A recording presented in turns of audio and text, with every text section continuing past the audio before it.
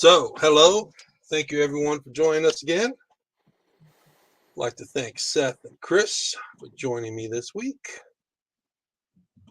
And Chris, you mentioned last week you had a YouTube channel, and I wanted to ask you what it was.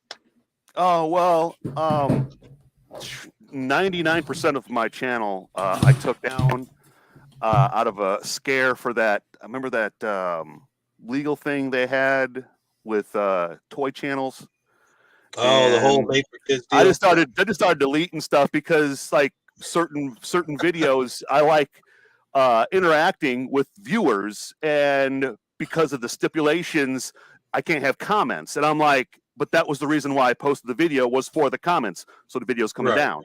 And then you had to have those disclaimers, and a lot of people, they still do the disclaimer at the beginning that this video is not for children and stuff like that. And I'm like, now it's making my channel feel kind of creepy. So Right. I took that down. Really now, the only thing I really use my channel for is when I sell something on eBay, there's a function where you can post video. Like, I have an item, electronics and lights and sound still work. I'll post a little video, put a link in it, and then they can go to the video and see that it actually does work, because otherwise you have to take their word for it. And then I did a custom, which I haven't done in a long time, but I did a custom, and they only allow you 12 images on eBay. So Yeah. I did like 30 or 40 images, and I ended up whatever ones didn't end up on the eBay listing, I put in a quick video so they can just watch the video and see more pictures of it. And it already sold, but I left the video up. But at one time, yeah, I had dozens and dozens of videos. That was like, remember the old fashioned YouTube when it was the Wild West and people posted about anything and everything? I was one of those YouTubers, and I still have over 200 subscribers that were left over that never unsubscribed. But I had enough viewers and views that I could get that little down in the lower corner. You would get that watermark. You had to have a certain number of views and subscribers to get that watermark. So I still have the watermark, but people are probably wondering, how did this guy get a watermark? He doesn't have any videos. Yeah, well, they're 20 years old. You got grandfathered in. Well, I don't know. Like on my channel, I noticed I always put that it wasn't for kids, but I didn't have like a warning. I just selected that when I posted it. The only time I had an issue with the comments being turned off is one time I had my daughter in the video with me, and YouTube automatically shut the comments off. So I don't think you'll have anything to worry about if you wanted to start posting videos again, because I've had no issues except for, like I said, the one that my daughter was in. They just took the comments off of it. Mm-hmm. But I don't know. I haven't had any issues. I think that was a big scare. I think a lot of people got really scared about it, and it turned out not to be as bad as people were thinking. I heard a lot of hype about it coming up to it, and then when the date that they were going to change everything happened, I didn't really hear much after that. So I think I feel like YouTube pretty much died in 2009 when it went to monetization, because it went from YouTube being YouTube, where it's just the average Joe posting what he likes on his channel, to it kind of like was taken over by a kind of a corporate thing with standards. Mm-hmm. And I know it sounds kind of comical, like, how dare they have standards, but it's kind of like edged out the little guy, and now you have to be part of this machine. Mm-hmm. That I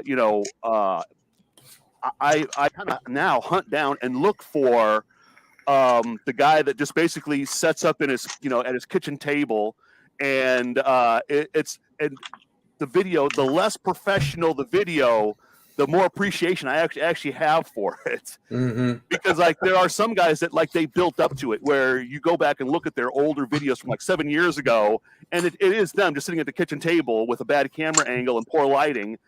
And then you watch what they have just did, like, within the last few days, and it's like super professional with the intros and the formula that they use, that they have like their catchphrase and everything, and the way that they do their live streams. It's real professional. That I can appreciate.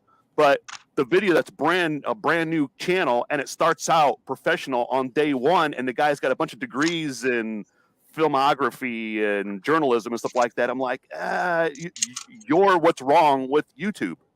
You're what's bad about it. Well, the tough thing is, go ahead. I'm sorry.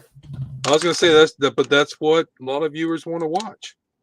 Well, that's the thing. If we would have started back when YouTube had just begun, I mean, that stuff was very passable, but people go looking for the best picture and the best sound, which as long as the sound is good, it really doesn't matter to me. Like Clicking Cliff, he's just getting started and he's using his webcam and his phone, but I just love his content. But, a lot of people won't give your channel a chance if it's not like the new 4K or whatever lights and everything else. But yeah. But yeah, YouTube definitely changed. Recently, there was a video, and the comment I left on his video was, screw monetization, post the video. That he had said, like, there's certain subjects I can't talk about because they'll demonetize my video.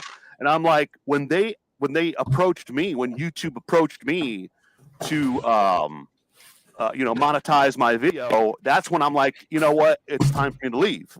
Because I was against the monetization. I wanted YouTube to be the Wild West, that there is no monetization. You post whatever you want and say whatever you want, complete open forum.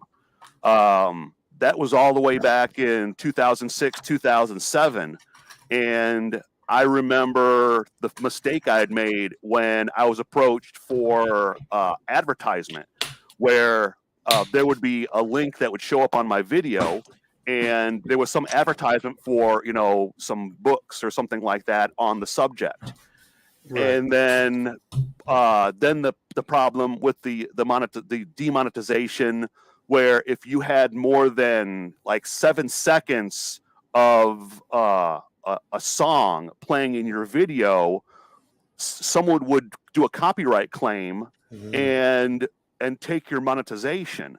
But the thing is, that was my thing, was I would remember like the tribute videos where people would make their own video with the song in the background, or there was a series of videos I did that it was radio stations that had bumper music that was a few seconds at the beginning and at the end of the segment, and I was getting demonetized, which I didn't care. But the thing is, at the time back then, they were muting your video.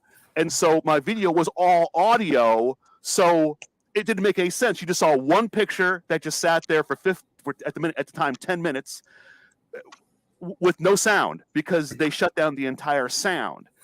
And that's when I decided I have to get out, because this is what I do. And they basically shut down my entire channel. And I had a network of channels where the first like several segments would be on one channel, and would automatically lead you into where it had that where you can daisy chain your videos, that one would play after another. You click on a playlist, and so it would feature, how I have this channel is on this subject, this channel is on that subject, and they were all tied together. And because they were all tied together, when I got more than 3 hits for copyright infringement for basically, less than 10 seconds of bumper music, they shut down my entire network. And because it's all tied to one email address. And to this day, I can't use that email address to start another channel. And the only reason I started this channel was some friends of mine online needed me to post a video to enter a stop motion contest. So I started this video just to post that one video. And then since then, I would add videos and take videos and add videos. And at one time, I had up to 200 videos on my channel before I basically took them all down. Now I just use it for like screwing around. I don't know if you've looked on my channel. I have those, they call me Giorgio or Giorgio. It's kind of a meme where they have that. There's this music, this specific music from the 90s, and someone does something comical but yet heroic at the same time, It's a specific type of meme, and I noticed a lot of people were doing it. So I'm like, you know what, I'm gonna do a couple myself, to see how it turns out. So I still have those. And then I used to donate a lot of items to a friend of mine's YouTube channel. I was trying to start a trend. At the time, it was before they had the Patreon, and he didn't have the money to buy a lot of the figures he wanted to review. So I would find figures and send him the figure in the mail, and to get a trend, to get other viewers to do the same thing. And it's like now a lot of his viewers, his fan base, are just sending him a bunch of figures to review. But at the same time, now there's actually Patreon and things like that where they can donate money. Mhm. But Right. I was one of the first few viewers of his that was sending, and so I did a montage where he had noted, he's like, how much stuff have you sent me over the years? And I'm like, you know what, I'll do a montage. So I did a montage that whenever they would say, this is his channel, go to his channel, when they go there, the very first video that pops up is the montage. That's All the awesome. stuff that I had sent him. But that pretty much, that's my channel now. It's I still treat it, I want to treat it like it's the old Wild West, that I post whatever I want. Now there are some things I've considered doing. I want to do a couple of like lecture videos. There are some certain ideas I had over like the Transformers community that you've heard of, the Rumble is red and Frenzy is blue, or vice versa argument, or which seeker became which sweep when in the 1986 movie they killed off some characters and then reformatted them into from Megatron to Galvatron. And I have a whole entire different interpretation that would allow the new characters to still exist, but allow the older characters that supposedly were killed off, they also still exist. It was something that we didn't see happen on camera. And I was thinking of editing together, with certain scenes and images, a lecture explaining that and seeing how, what the fan base would think of my idea. Mm-hmm. But I just never got around to it. So it'd be kind of like fan fiction, is kind of what you're talking about. Right, fan fiction. A lot of people love that. Yeah. Because what scene I'm talking about in the movie where Orson Welles voices Unicron, and he says, he gives Megatron a new body as Galvatron and new troops to command.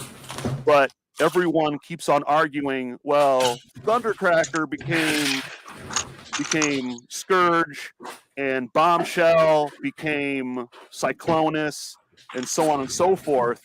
Whereas I got the idea from Star Trek that there's a scene where the crew of the Enterprise are escaping at the same time that Klingons are arriving on the transporter pad.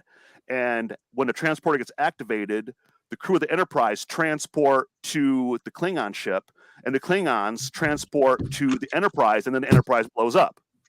You remember that scene? No, I have a terrible memory. No.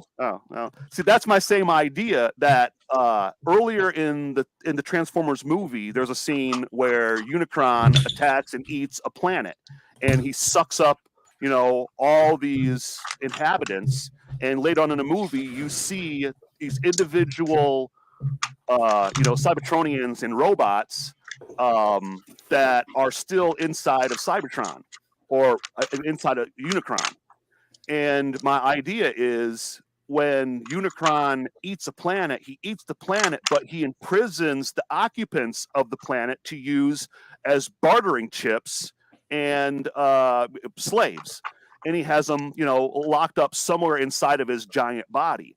Then when he bargained with Megatron, he took the broken bodies of his troops, those seekers, and he gave them the imprisoned seekers, or the sweeps, that he had captured off camera earlier, in the film, maybe right before the film starts.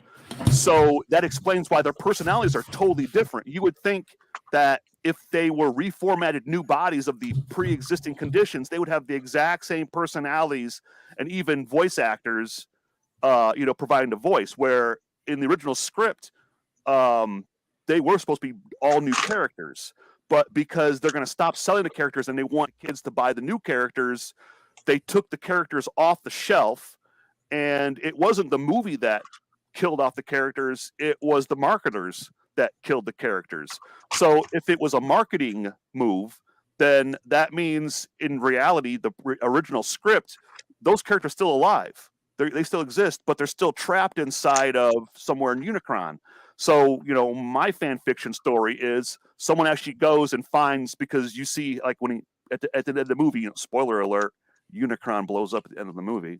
When you see all of his legs and arms blow up, they always focused on the head orbiting, Cybertron like it's a moon, where why don't you go out and find part of his shoulder or his torso or his leg, find out it's actually used as a set of prison cells, and there's hundreds of other Cybertronians that are trapped in there in stasis.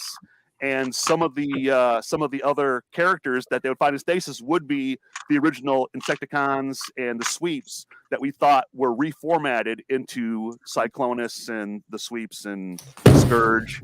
Whereas, I love it. That's, that way the original G1 fans are like, because everyone's, when you ask them who's your favorite Seeker, Skywarp is, everyone likes Skywarp, but he's dead. You know how, like, when you go to the doctor and the doctor's trying to talk to you in all these medical terms to tell you how you're dying because you don't take care of yourself? And that's exactly what I do there that I'm doing now, because I have no idea what you're talking about. But I love it. Transformer guy? Dude, I'm old. I can't remember nothing.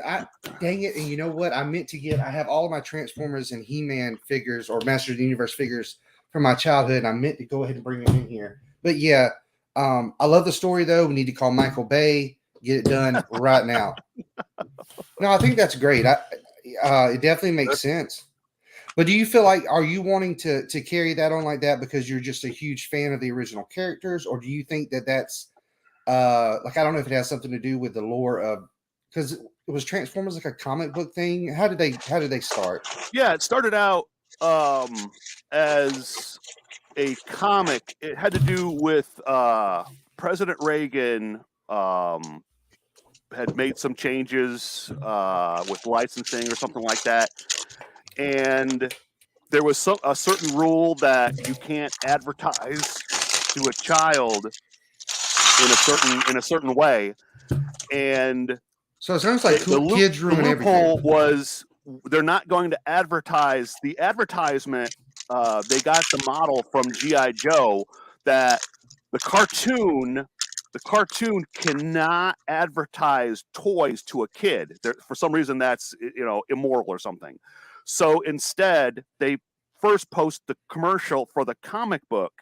So the cartoon is an advertisement for the comic book. So that's how the comic first started.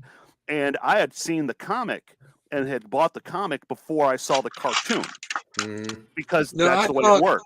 I thought they started the cartoons because they were trying to bring the toy line out. I know what Masters of the Universe, isn't that what Masters of the Universe was for? Was to sell. Well, yeah, because these Transformers, G.I. Joe, Masters of the Universe, they all fought. Didn't they all come from Hasbro? I think so. Masters of the Universe is Mattel. Okay, so G.I. Joe and Transformers are Hasbro. Hasbro. Okay, so Mattel was always Masters of the Universe was always Mattel. Yeah. Okay, but yeah, the other two, yeah, they were trying to launch the toys, so they deliberately came out with the cartoon and the comics. Right. Yeah, the mini comic in Masters of the Universe was an afterthought when they were in a board meeting pitching the toy, that as they were describing it, they're being asked, well, how are the kids going to know this, how are the kids going to understand it? And then that's when he's like, oh, I forgot to tell you, there's going to be a mini comic that's going to come with the toy. And then later on when the meeting is over, it's like, there was a mini comic. He's like, I just made it up on the fly. I still have a G.I. Joe mini comic. Dang Nice. it, I wish I would have went through my stuff. Which one? I'm not even sure. I wonder how quickly I can find it. Let me go look for something. I'll be back in just a moment. All right. Yeah, I had found a G.I. Joe mini comic, or not the mini comic, the G.I. Joe, the actual first issue comic I had found at a yard sale, and it was like minty fresh. That like when you pull it out of the sleeve and open the pages, you know how like that pulp smell is. Right. It had that pulp smell. And my brother is the G.I. Joe collector, and I had given him that first issue, I don't know, years ago. It was probably like 20 years ago I gave it to him. But I had it in my possession for probably about 5 or 6 years before I gave it to him. I'd have to look up to see what it's worth. I don't know what it's worth, but it was probably worth about $50 at the time. Oh, don't look it up now. You'll just cry. Yeah. Because then he'll be like, "Oh yeah, I threw that out. You know, my wife cleaned the house. It's gone." But oh no, I'm pretty sure he still has it. He had a huge collection in his basement for years of G.I. Joe and Star Wars stuff. And I've got a pretty decent collection of the Masters of the Universe mini comic. I think I'm only missing maybe 5 or 6 of the actual issues. I know I don't have the issue that came with Eternia. They had the Eternia playset. Right. And I don't have that. And there's 4 or 5 other issues I don't have, where it's like the first 4 issues I have, and they're in decent enough shape. I really have no idea what the collection is worth. But I discovered in collecting that there are multiple variations. There is some printings that were printed in the U.S., some were printed in Hong Kong, some were printed in Taiwan. And that used to be the thing for a lot of those. And the thing is, it's not all the way across the board. You'd have to have like a spreadsheet showing these issues were printed in all 3 locations. These issues were only printed in the U.S. These issues were only printed in Taiwan. These issues were only printed in Hong Kong. Where I'm noticing that the reason I can't find a Hong Kong print is because it was never printed in Hong Kong. There were only certain issues that were printed. And I have to go back and count them, but without counting them, the stack is this high. Right. those mini comics. But did you go ahead. I was just gonna say, I wanted to get around to the idea of the slime pits. Did you try to pre-order them? Well, right, yeah, that's the thing that's sort of slap in the face to me. I don't know how many people ordered at the time, but I was one of the first people to pre-order that set before the images even came out. That it only had a description, and it had, for the picture, it just had photo not available. And that's when I ordered the slime pit, zombie He-Man, the Skeletor skull, the Monstroid, which would they refer to as the Hordak Attack set, Right. and the Land Shark. And I ordered them before there were any images. And later on, when the images came out, and then other venues were now offering pre-order, I'm like, I don't need to pre-order it. I already pre-ordered it weeks ago, so I never pre-ordered it. Then after a while, you see all these different venues, the pre-order from all these different retailers are now sold out, sold out, sold out. Then finally, now we're getting these notices, a couple of weeks back, that my pre-orders are now being canceled. But I can't go and pre-order them at one of the other retailers. Their pre-orders are already sold out. So now it's as if I never pre-ordered it at all. Well, do you think these other retailers are going to get them?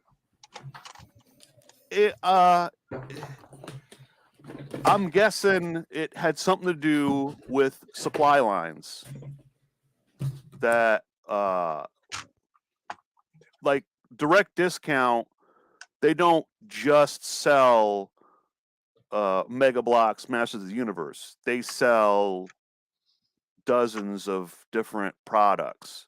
Right. So they're still making money doing what they're doing. They're still contacting the factories and the manufacturers and cutting deals with orders.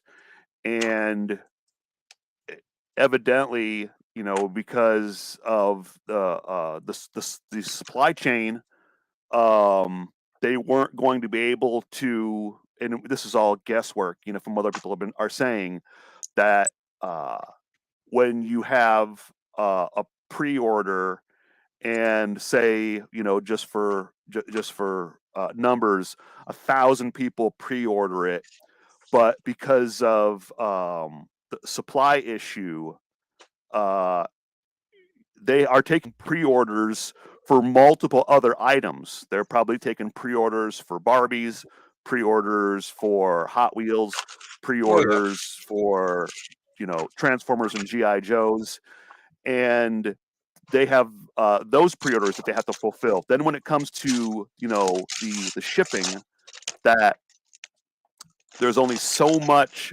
space allocated on a shipping freight that, well, we could fulfill these 1,000 pre-orders for this Mega Bloks Masters of the Universe, but we would then not be able to fulfill these pre-orders for these Hot Wheels or these GI Joes or these Transformers. So then they have to eliminate, you know, a certain number of pre-orders. But Right. if you eliminate a certain number of pre-orders, which pre-orders do you eliminate? So I had heard someone had mentioned before that they're basically going to start over from scratch. That they're just going to cancel all the pre-orders and let everyone reorder it over again. So that works out fine, you know, for someone that they just want it. But if it was someone that, like, someone who does reviews, you know, and there was a time where if you did the first review, you got the most views. Now, the way the allocations work, it doesn't really work out that way. That, you know, in the past, there were some Transformers that I was the first English-speaking person to do a review on it. That it doesn't really matter anymore.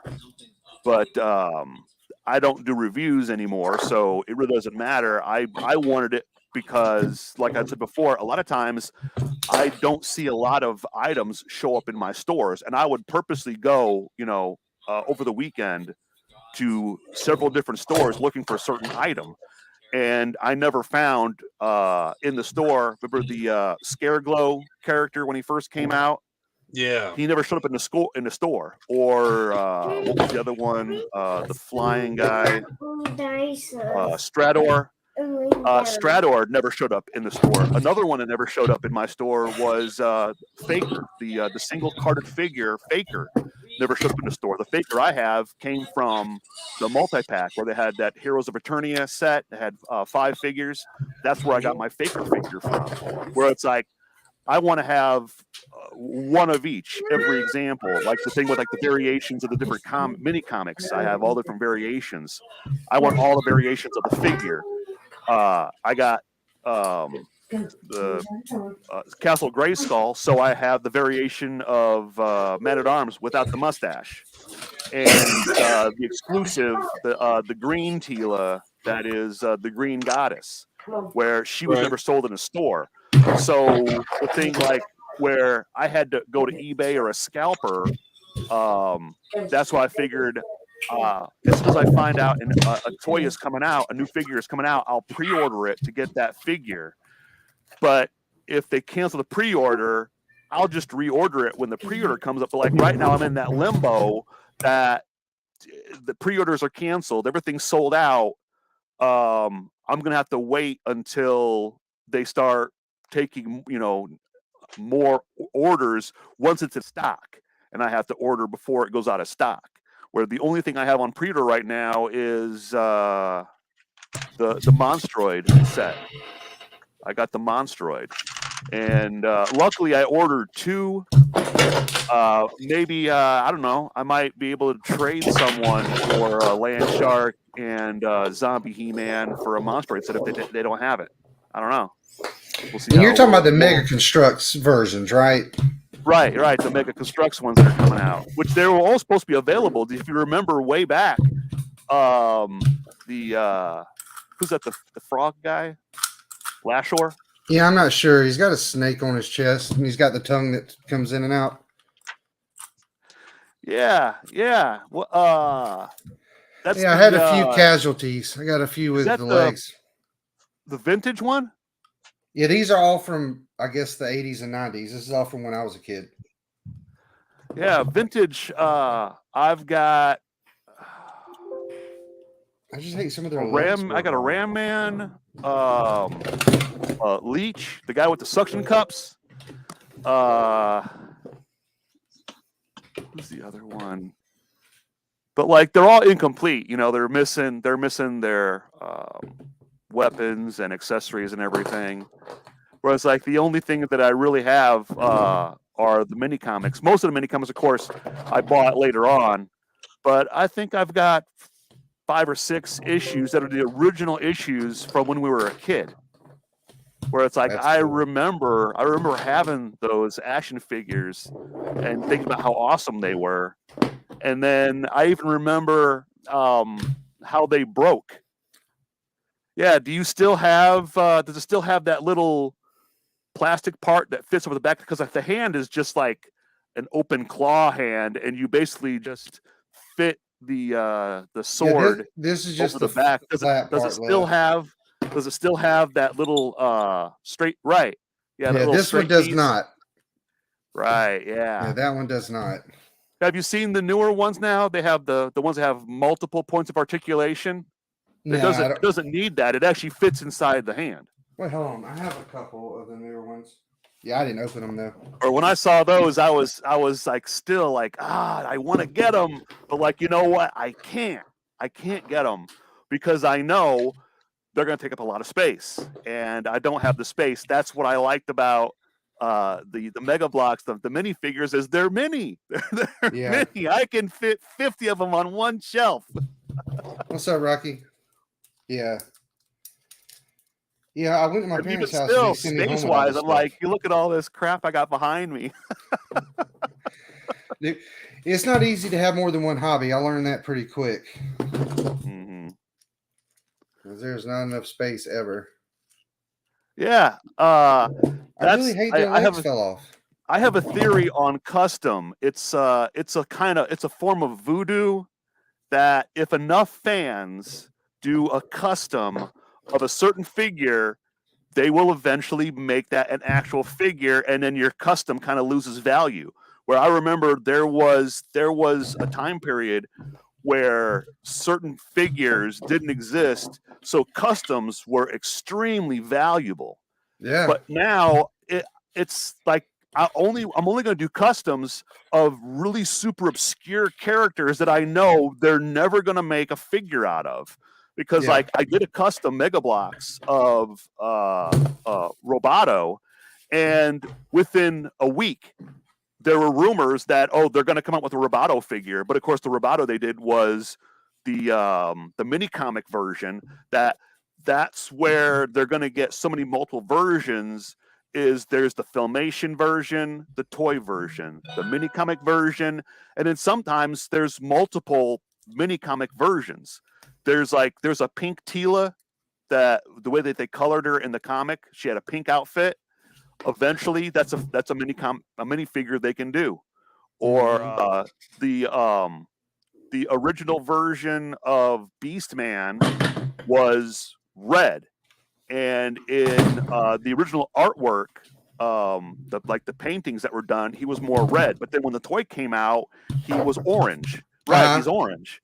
So when you bought Castle Grayskull, you got the red Beastman, and then there's 2 different shades of Beastman. One that came with the Heroes of Eternia set, which is a lighter shade of orange. He's almost like a melon orange. and then the single carded version that he's like the toy version. So there's 3 versions right there. And then who is it? The Evil Lynn. They actually did a 2000X version where she's wearing black. So if they're going to do a 2000X version, that means they can do the same thing with other characters. That there's the Filmation version, the multiple toy versions, because there were different versions depending on what country you're in.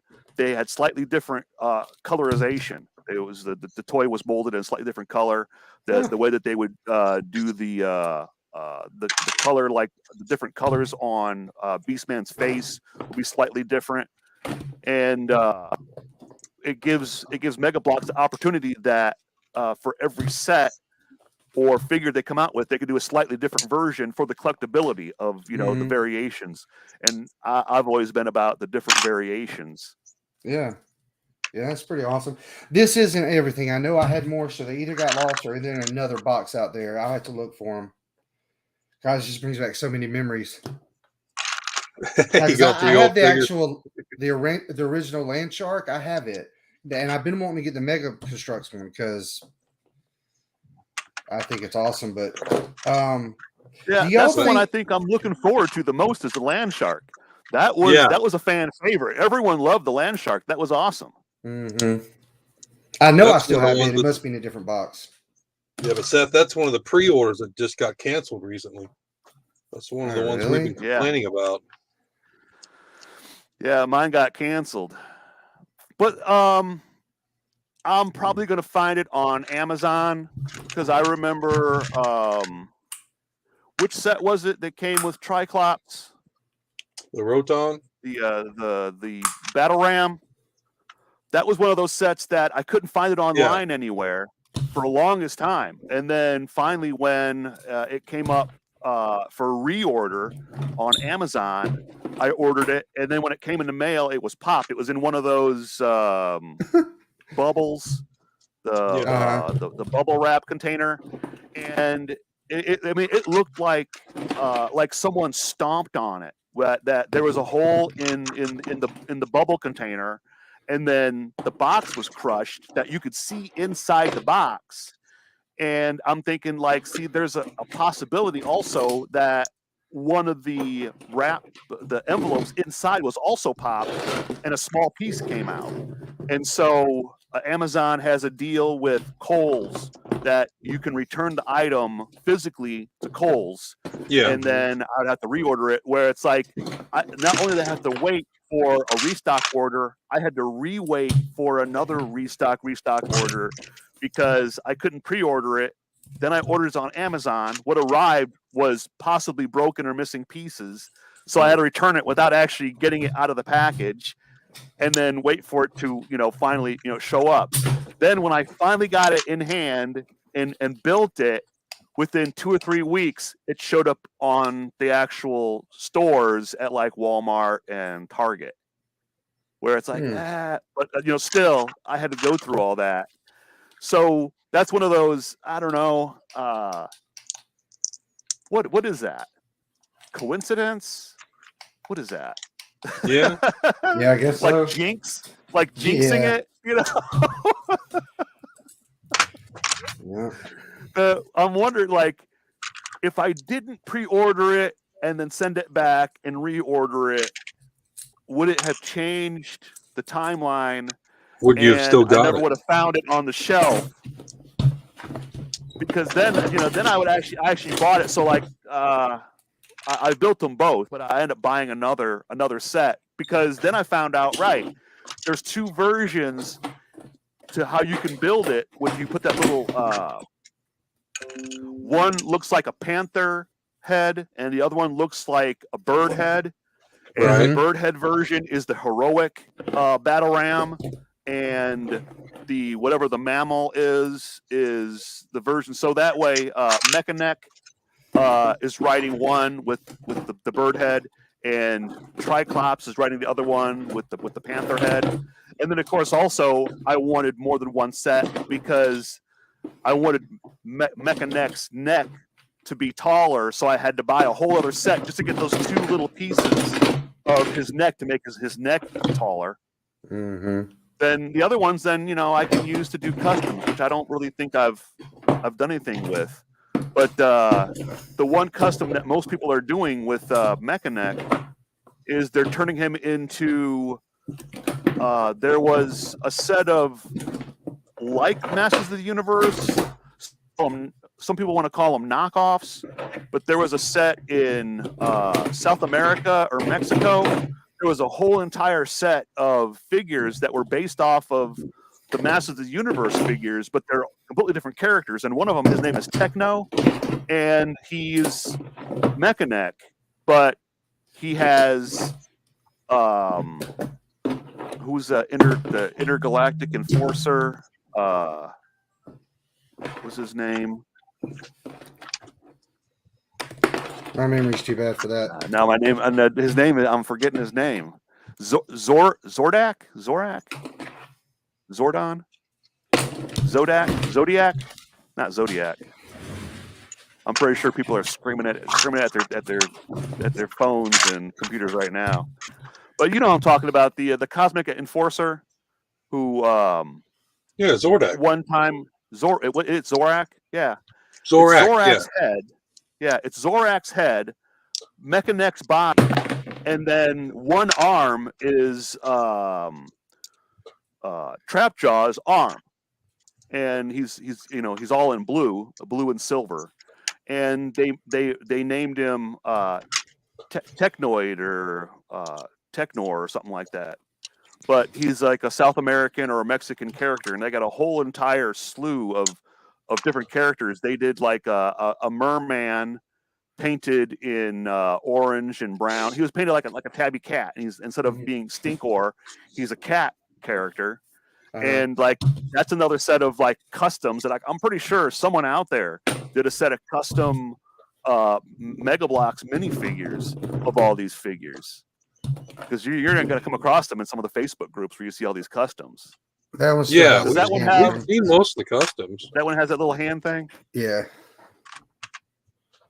Yeah, this can't be everything though, because I don't even see He-Man's sword, which that's what we need next. I mean, we need Megan Strux to come out with the swords. Oh, I'd love that. Yeah, see, you're working on the staff part of the HAVOC staff. I like That's how right. the color thing I was coded it thinking. What are the orange pieces for? I think they're just to put a different color in there to make it easier to build. Yeah. Helps you know you got to turn the right way. Yeah, I was gonna keep these green ones, but I don't have these double-sided pieces in another color. So this is one that actually rattled. It was a snake. Oh yeah. I don't know if y'all can hear that, but it actually rattled. That is cool. See, I just I don't remember things very well. I don't have a memory of all that stuff. Names. Have you done any custom figures? I haven't. Yeah, I did a custom Keldor with a World of Warcraft head, so he has the mullet. That's cool. And then I did that. The last one I did before it got cold, and then I use spray paint, but I don't actually spray paint the figures. I spray paint into onto a sheet of aluminum foil, and then drip the paint into a little tiny, canister. But when it's cold outside and everything, the paint doesn't come out right. And usually I'll sit on the back porch to do it for ventilation. But I really don't do those kind of customizations right now. But I did a Cobra Khan was the last one I did, and I'm not completely done with it because his belt didn't quite turn out right. I tried using a halo piece where they have like that the back part. It's like a pad that fits on the lower back. I had taken that and turned it around the other way and tried to resculpt it to make it look like the belt, and it really didn't quite turn out right. So what I'm thinking is I may just take one of the regular, waistline pieces, the belts from one of the Mega Bloks Mesh Universe, sand it completely smooth, and then paint it the correct. It's like a aqua green color, and it would require, I'm going to spray paint it. So like I never really got it. I got it sitting on a shelf. It's still considered incomplete. Mm-hmm. But I probably did. Let me 1, 2, 3, 4. Let me grab a couple. You've done some good work. Yeah, Seth, have you collected any of the Masters of the Universe Mega Constructs besides the staff? Not really. I'll grab what I have. It'll take a second. I'll wait till he gets back. I'm just really now kind of getting into Mega Construction. That's my last video I posted on my channel. Talked about the fact that I wanted to give some other companies chance other than he who should not be named. No, I'm just kidding. You said Lego. No. Yeah, I'm an all bricks are equal on my channel. So oh, that looks good, man. Oh, hold on, Chris. I'll put you on the big screen. Oh yeah. Oh. I am not artistic at all, so there's no way I could paint or anything like that. So that's really cool. Oh yeah. I'll be right back.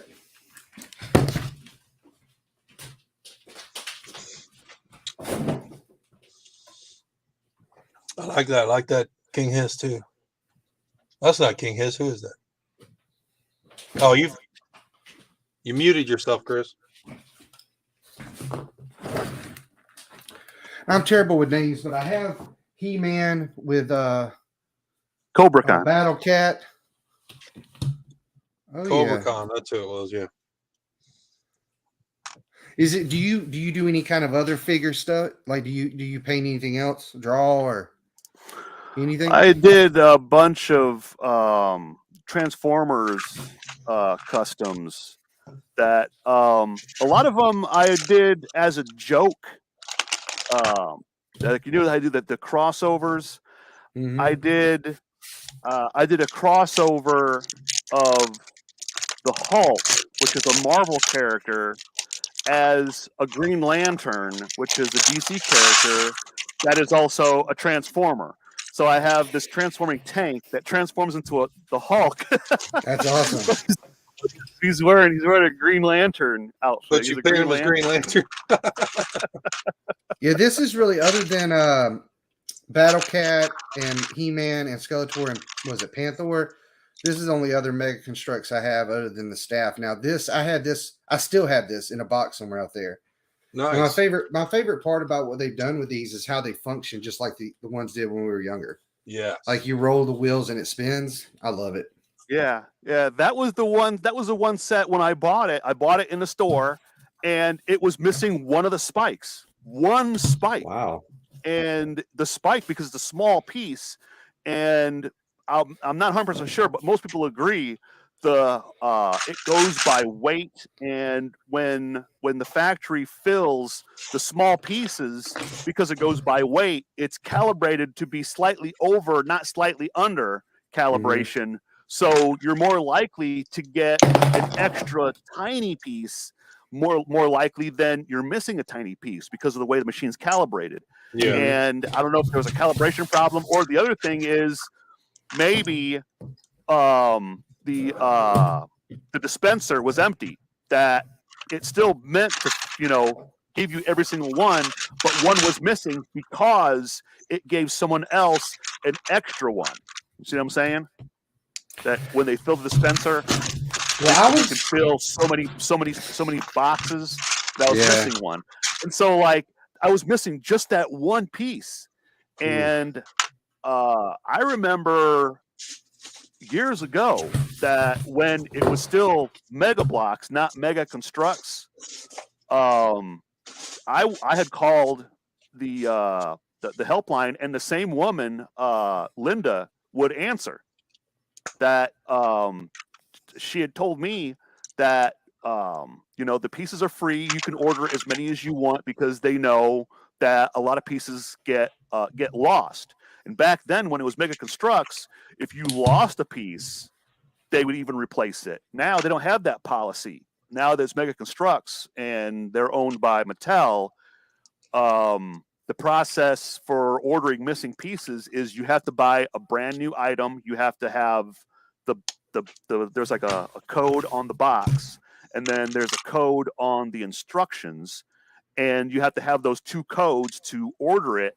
And if you don't have those codes, like if you bought it online, or if it's an old set that you've had for years and you're missing some pieces because you lost them, too bad. Sorry, can't help you. Yeah. That's interesting, because I have to say I am kind of disappointed only because the HAVOC staff I purchased had the wrong piece in it. I thought it was missing a piece, and then when I finished that bag, I was supposed to have like a 2x3 slope. It was just a 2x3 brick. So the wrong one got in there somehow. But I haven't done anything about getting it replaced because I just used a Lego one. The rubble at the bottom of the towers on the Castle Grayskull set. When I finished Castle Grayskull, and since I've taken it apart and put it back in the box, but I was missing a lot of the different angled pieces, and you have like a deep angle and a shallow angle, and then you have a long angle and a short angle, and I forget which ones it was, but I remember the first time I got to the part where like, oh no, I'm missing a piece. So do I stop construction now and then contact Mega Bloks and wait for the piece to come in the mail? Because I bought it brand new. So I have, the code on the box, and I have the code on the instructions, and I have the part number that's listed in the what do you call that? The inventory. But I decided, well, I'll just rearrange, because it's basically rubble. It's basically just a haphazard of what's supposed to be like jagged rocks and vines and whatnot. But I just rearranged it. So it's a range difference. So I eventually, completed the entire thing. But when I look at it, I know this angle goes in this direction, but it's really supposed to go in the opposite direction because I kind of like made it up. So technically, my Castle Grayskull is a custom because it's not exactly like the instructions said it was. It's not the end of the world, but you guys remember the bookshelf that I made with the extra pieces? I didn't remember the images. I made a bookshelf. I had all these extra angles and those arch pieces and stuff. And I'm like, they have that secret door in the back. And I'm like, but it's a secret door, but everyone knows secret doors are supposed to be behind bookshelves. Remember, put the candle back. It's got to be behind that bookshelf. So I end up making a bookshelf, and that's in there, put away. With it, I put everything away. But that really was supposed to be the custom that I customized Castle Grayskull by adding a bookshelf, but also the rubble at the bottom of the towers is, I kind of like had to piece it together, make it up with extra pieces, and fill it in. Yeah. But that's another one of those things that like I need to go back and dig it out and go back and find out which pieces was I missing and reorder them. Well, I'm glad you mentioned that you had to have those codes, because I was about to throw the box out, and I hadn't. Have you ever ordered or reordered lost or missing pieces from Mega Bloks before? Mm-mm. The first time I ordered was probably back in 2012 or 2013. I remember it was the Halo Flood figure when they came in the blind pack. I got 2 right legs and no left leg for one of the figures. Mm-hmm. And at the time, you remember that it was like supposed to be like, I think it was a set of 8 figures, and then they had a mystery figure that if you bought a case, that there were there was only one envelope that had the mystery figure, which would be like one of those translucent clear figures. And he came with a second figure, and they had codes on it. And so eventually, as in some of the some of the fan groups, when someone would when a new set would come out, they would look up the codes that were embossed on the side of the envelope, and then you would see that there would be numbers, and you would see the last 2 or 3 digits would be different. So you just buy each and every one. Then of course you can kind of figure out that if I'm going through these envelopes, and it's kind of creepy, because I would go in the middle of the night, to Walmart when they're buffing the floors and stuff. and I would bring a magnifying glass and a flashlight, and I would hold them up to the light because they're embossed. So you have to turn it in the light just to the right angle that you could see the reflection and see the codes. And I would go and lay them out. And now I go, okay, I got one of this one, one of this one, one of this one. Now this one, I know it's a common because I found 8 or 9 of them. Where this one, I only found one code in this entire box with this on there. And when I get home and you open it, that's the one that has the mystery figure in it.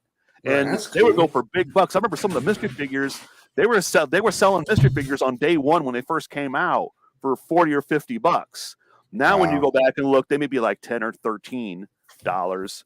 But Mega Bloks kind of ruined that because now they don't really have a rare, mystery figure. It becomes part of the actual lineup that they advertise. They actually have a picture of it that now instead of being the mystery figure, it's the translucent figure. So now every set has, certain types of figures, and they always have that translucent figure in there. And so the figure I bought was one of the rare figures. And he wasn't complete. And because it's a rare figure and it was early on when it first came out, I'm like, what are the odds that now when I go back to the store, everyone else is holding up to the light and looking at it with flashlights and magnifying glasses, finding the codes. I'm never going to have this figure. I'm never going to have this figure at the time. Then now when I look back in retrospect, oh yeah, I got a dozen of them now. That was the way at the time, then, I wanted it because, you want to be the first kid on the block that has that figure. That was the thing. And now, going back like the pre-orders of I want it, but I wanted it a month ago? Do you remember there was a while ago we did a live stream and I was saying today's the day. Within the next couple of days, it was supposed to be, available. And they kept on pushing the availability date back and pushing it back and pushing it back. That eventually it went to we don't know when it's going to be available. And that was months ago. I think it was supposed to come out in November. There was at one time there was something that was supposed to come out in November, and it got pushed back. Then the latest one was when they had said that availability April 1st, and I'm like, "Are you okay? So is it a joke? April Fools! April Fools!" So now it's kind of it's part of the game. It's almost like, remember the game? Remember Sorry? And they go type Sorry. You got to hurry back. That's what it is. I'm hoping we'll see the slime pits here soon, and the other sets we're looking for, the Land Shark. I don't know. You were saying earlier about pre-ordering stuff. I think everything I found, I've ended up finding at Walmart. So at some point, I'm hoping they'll show up on shelves. That's really all we can pray for at this point. Yeah. Does your Walmart keep a selection of Mega Bloks? Mine doesn't. Or is it pushed back in the corner? Because my Walmart stores, the Mega Bloks section is right next to the toys on clearance. They got it pushed all the way in the back. My Walmarts, if they got them, they're at one shelf at the end of the Lego aisle. So why do you think that is? Mega Bloks is just Mattel's not paying for the shelf space. Or Lego's overpowering. Are you aware of the Oreo cookie scenario? Right. There are competitors with Oreo, but Oreo pays a special premium for shelf space with the retailer that they don't want their product within a certain space of their product. with the other product, and they want their product in a non-ideal location that when you see the Oreos, you don't want to look to the direct left and see the competitor's product. It's got to be further away. And the Oreo has to be at the eye level that you see the Oreo, where if you want the off-brand, it's going to be at the other end of the cookie shelf, down at the bottom or way up at the top. And that Oreo is pays true. a premium. They actually pay a premium for that, and that's the one I know of that I refer to it as the Oreo scenario. I'm wondering, is Lego doing the same thing, specifically with Mega Bloks, that they are, if you buy up enough shelf space, they have no choice other than, well, we can't even fit it on this aisle. We have to go the next aisle over. And I've noticed on all the Walmart stores, the Mega Bloks products are right next to the stuff that are like on clearance. That like they're basically label them like knockoff toys. I'd say that my Walmart's, the Mega Bloks, as they have any, is one shelf in the aisle. Now my Target store, Mega's got one section of shelves on the second Lego aisle. Yep. And if you go to Myers, Fred Meyer's by me, they've actually got a 3-shelf spread on the second Lego aisle also. So yeah, it's all about how much they're paying for the shelf space. I just don't see how that doesn't hurt them. How much are these companies selling of the Mega brand?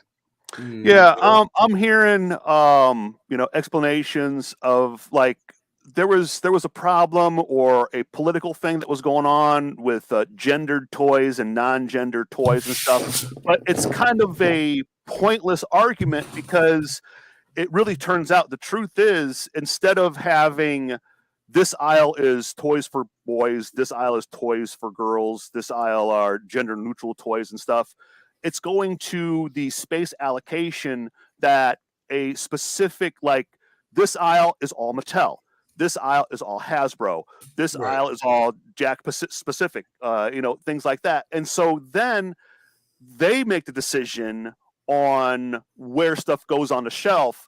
The retailer, all they worry about is from here to here is Mattel, from here to here is Hasbro. This entire aisle is, this provider, and this entire aisle, and whatnot, where it's not based off of toys for boys and toys for girls. Now it's based off of either who is the manufacturer or what is the theme.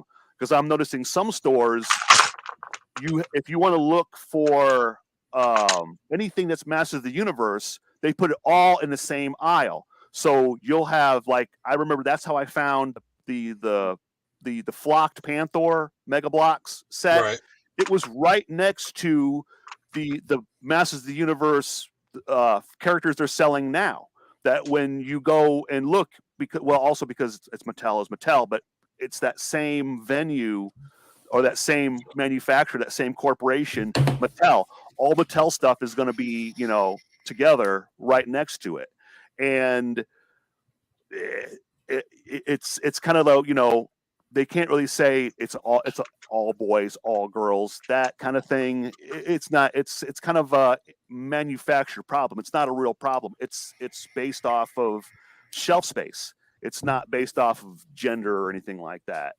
But I remember, hearing about that a while back, where it's like before I heard about the gender issue, I already knew about the shelf space issue. That was the thing, and it's almost like they're squeezing that out, for awareness of it. But it really wasn't a gender thing. It's a manufacturer shelf space. So now I'm wondering what's going on financially with Mattel, that they feel it's okay to have their items, especially Mega Bloks, being pushed all the way off into the corner. And of course, I'm pretty sure the answer is because they're making more money from other figures. Probably most likely the full-sized, Mattel's got plenty of shelf space in the other aisles. Yeah. So, all right. Well, on that note, I'm going to end the live stream, gentlemen. Appreciate it. See you next time. It's good to see you, Rocky. Gentlemen, for joining us. We will catch you in about 2 weeks.